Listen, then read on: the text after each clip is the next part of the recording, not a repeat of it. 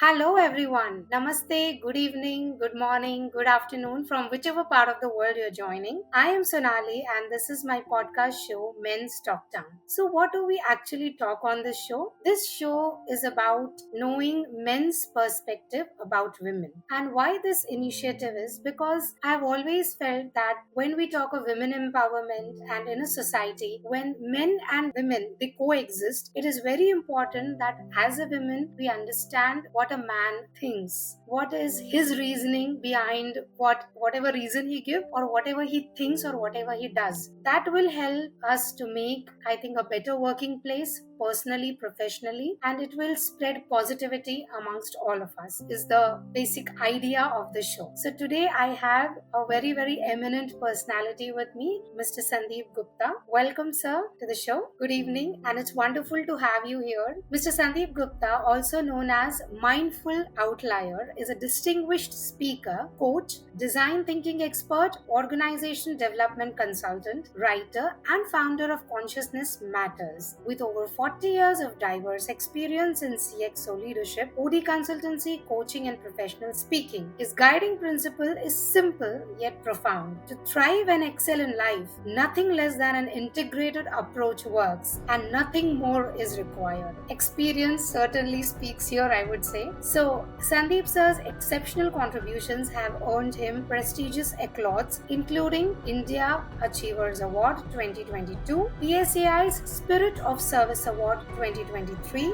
Bharat ke Maharathi Award 2023, and the President's Award 2024. That's wonderful, sir. It's absolutely great to know so much about you, and I'm sure there is a lot in store. As we move ahead, we'll get to know more about you. So, to begin with, I'll start with my first question that what does women mean to you? Oh, that's a tough question, Sonali, a tough question. If you permit me, I'll be a little philosophical and realistic. In your introduction, you said complementary, and then you said my principle integration. If you look at the creation and the universe, there are two energies, the feminine energy and the male energy, and both the energies put together create the wholesome unit.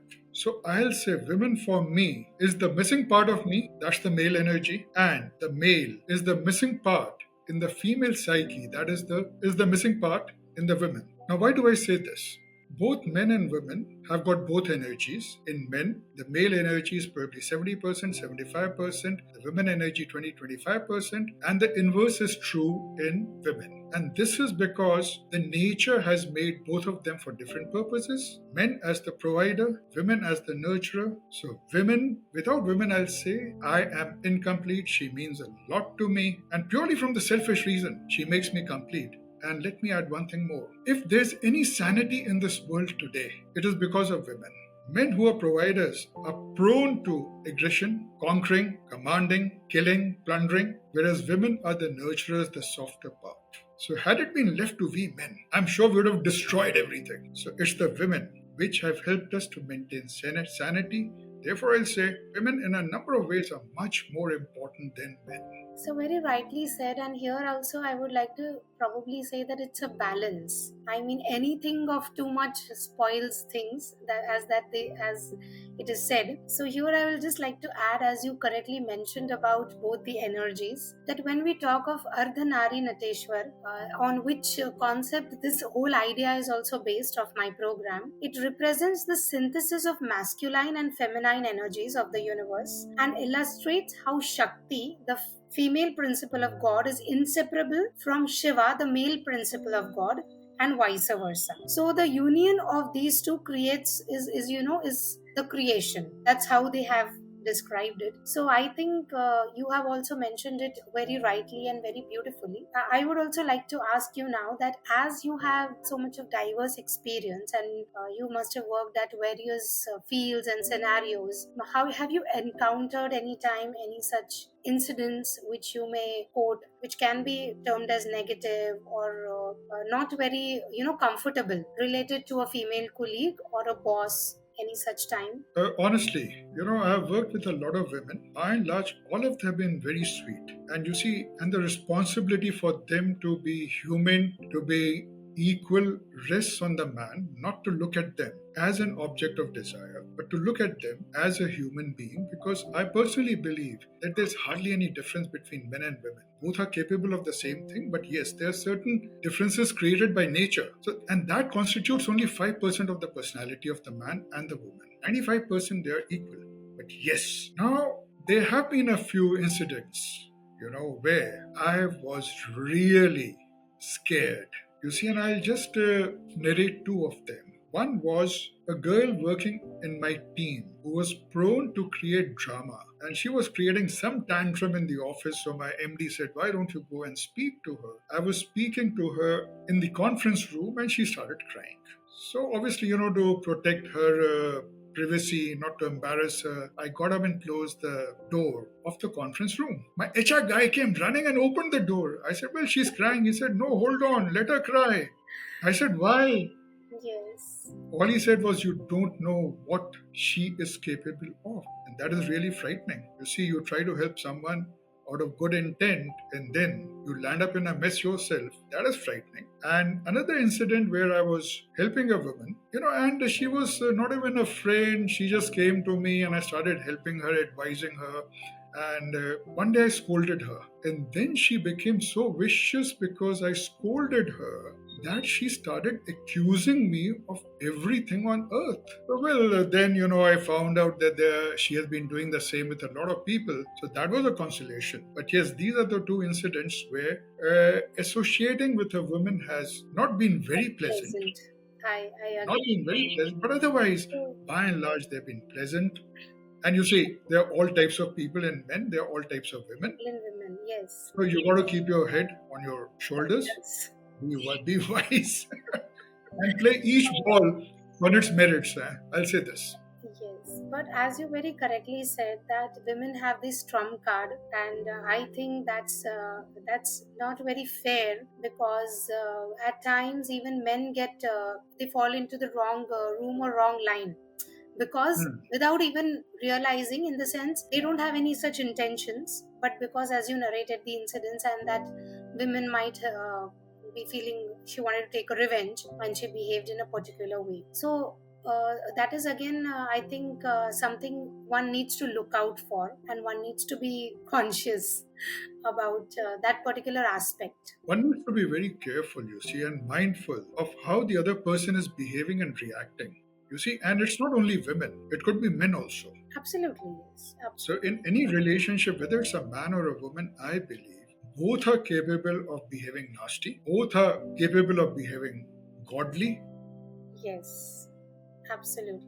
So, I won't hold anything against women, but nevertheless, you asked me some incidents. Yes, Yes, these were two yes. So these were the two. unpleasant incidents. But thanks for Unpleasant. sharing. Yes, I totally agree. As we discuss this, because it's not only the men who fall on the wrong side, sometimes it's the other way around also. And one needs to be mindful of that. And one needs to also understand that this might happen. So that is there.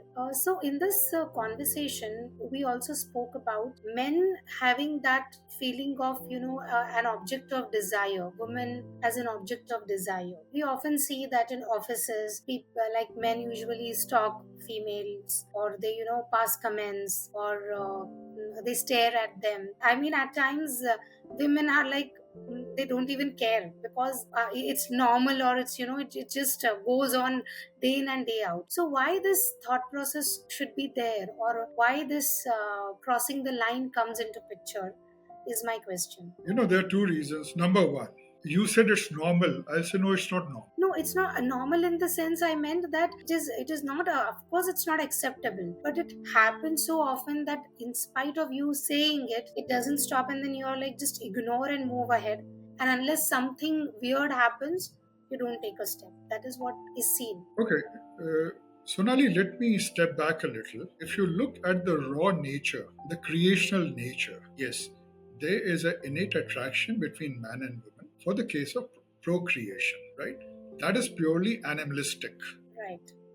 Purely animalistic. Absolutely. Man has got, when I say man, I mean the woman included, right? Has got the ability to train himself, educate himself, perfect himself. Yes. So, Humans. education. Yes. You see, so when you educate yourself, I'm not talking of literacy. You need to educate yourself. Yes. And education is the panacea of all these things. But unfortunately, world over, it is seen that people have become educated, but they have become literate, but they Literate, have but not. not evolved on the basis of Yes. education. And Yes. since they have not evolved on the basis of education, they are still operating out of raw emotions, not refined emotions. They don't have control over themselves. And what is holding them back is the fear of law. Right. You see, whether you are drawing a salary of 10 lakhs a month or 10,000, that makes no difference. Because the raw emotions are the same in every man, in every woman. Yes. Number two, it is the tendency of the society to allow these things to pass as normal. If tomorrow society stands up and starts shaming such men and also shaming women, who talk of rape, etc., which are all false, Yes. right? They file false cases, etc. Correct. If society starts shaming these people, personally, I think a lot would reduce. A lot would reduce. And thirdly, women, well, I'm sorry to say this, but this is a fact. Women are the biggest enemies of women. Absolutely. The way the mother treats her daughter and her son, there is a distinction. The son is not taught to respect women. You see, and we are a very minuscule section of society, the educated people like you and I, by and large, are the rural folks in a country like India. आज भी वहाँ पर लड़का लड़की का distinction इतना है. Even today that distinction between a boy and a girl is so much. There are so many cases where you find women throwing a fit because they have delivered a girl Yes. and they could not deliver a boy. Yes. So I think these are 3, 4 factors, which if tackled properly, intelligently, mindfully, it would reduce. Sir, I think what you shared is something very, very deep and beautiful, because two aspects which come to even my mind is one is that what you shared exactly the same thing, how mothers bring up their son and daughter. In the last interview, exactly the same point Brigadier Basin sir has mentioned. That means that experience is there and that is being seen. What is there? Also, when I see advertisements where they focus that a girl can do this, a woman can do this, so that shows that we are still in that mentality and we need to promote it. And as you very rightly said, that standing for others as a society, because everything everywhere law is not going to come in picture. We stay together in a day-to-day life, so if we see something is going wrong or it's not just, then we have to stand for it, which hardly I think people do. People are scared and they step back. So you want to share something? Yeah, our politicians. I would blame our politicians also because they are there for power, they are not there for society. One of the ex politicians who is not there anymore, in a rape case, he said, Ladke hain, galti ho gayi, these are boys, they made a mistake. Come on, man. You don't say this thing. Yes. You really don't say this thing. Um, I'm just shifting gears, going back to your previous question. And one of the ways, to help women it, get that respect in society, help women to stand up for themselves, help women not to be stalked, right, is giving them legal rights in the property. yes. And not only legal rights, a mental internal revolution is required in society. Absolutely. Now, let's take the case of my family. Okay. Okay? When people ask, how will you distribute? I got a son and a daughter. I said, I will distribute like you cut a cake in 2 pieces, period. There are 2 children. One will cut, the other will choose. When my mother-in-law said, I want to give so much to the son and daughter, grandchildren, how would you like? How much should I give to whom? I said, give it equally. No distinction. But then there are other family members who said, no, we want X amount to be given to the son and Y amount to the daughter. Now, this decision of ours and this decision of theirs, they have decided as per their thought process. We have decided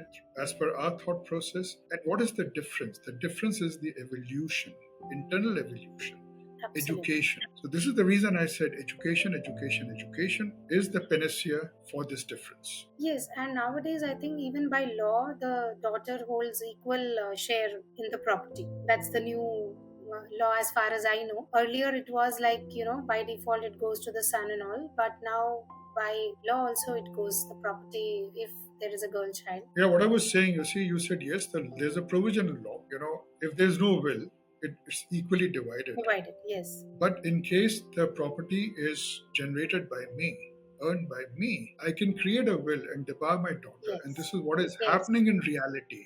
Yes. So therefore, I talked of that internal mental revolution in society, that there's no difference between the boy and the girl. Absolutely, absolutely. So that's what you said is very correct, because this change or shift in the mindset or mentality is very much required, and I think that is going to come with upbringing, and that is going to start at from our home itself. So it's like charity begins at home.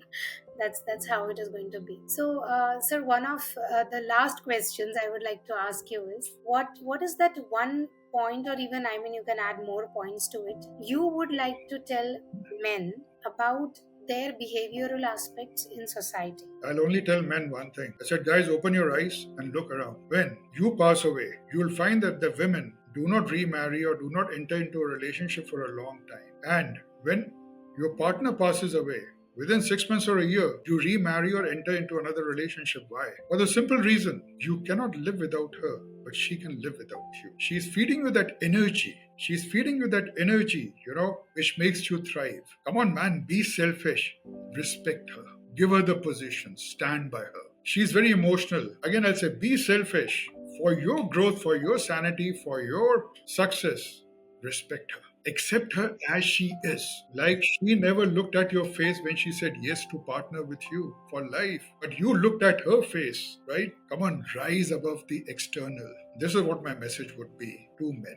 I think that's beautiful what you said. Rise above the external, because it has a lot of deeper meaning, and it has a lot of intensity to it. So that's something really great you shared, and I'm so thankful to you, sir, that you came on this show and you've shared so many insights and so many different pointers towards what the thought process is behind it. So I think that's really been great. So thank you so much. And but still, I would like to ask you if anything else you would like to add. You're most welcome to speak up. And it's like not a question answers kind of a thing. Anything additional you would like to share? You're most welcome. I would like to share one incident.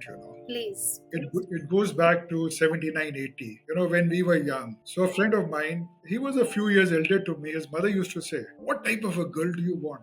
He said, I want a girl. What type of a girl do you want? I want a girl. And she kept on pestering. Zeenat Aman was on top that time. He said, I want to marry Zeenat Aman. Okay. So mother said, have you looked at your face that you want to marry Zeenat Aman? He said, Ma, the problem is you have not looked at my face. Okay. Okay. That's interesting. That's interesting. Yeah. So it goes this way. Well, both are complementary. And this gender war, if you permit me to use this word, gender war, has been going on for ages. I'd gone to Ajanta, Ellora. In one of the caves, there was a carving on the ceiling. On one side, there was a couple, a man and a woman. On the other side was a woman. And the three of them were lifting a pillar, a block. On the side where it was only the woman, her expressions were, ugh. And on the other side where it was a couple, it was a smile. Oh, beautiful. So I'll say, men, choose. What do you want? If you want a smile, you know from where you can get it and how you can get it. If you want a frown, live in your own world. Yes. And you will have all frowns all around you. Respect the woman, give her the dignity, give her the freedom, give her the power to rise and shine. There'll be smile all around. That's all I wanted to add. So thanks for the addition. It's like it's really insightful. And as you correctly said, like the both complement each other, and both are there existing in the society. So we need to really understand that the communication. I mean, I think there is a lot of gap, because we think we know, but we really don't know at times what is happening or what is being trying to convey. As they say with men and women, no, that women don't say anything directly. It's all like a jalebi. It's straight like a jalebi, and men are like yes is yes and no is no. But still, I think more of understanding if it goes into it, and more considerate people are, more empathetic they are. They change their perspective. They change their viewpoints. I think things will be finer, and this applies to women also. As I speak, it's not only for the men to understand, but it's for the women also to see what is happening around and why things are the way they are. So instead of If just, you permit me, Sonali, can I add one thing more? please, sir, It's a very important absolutely, one. please do. You see, if we look at the brains of the man and the woman, you'll find 95% is the same.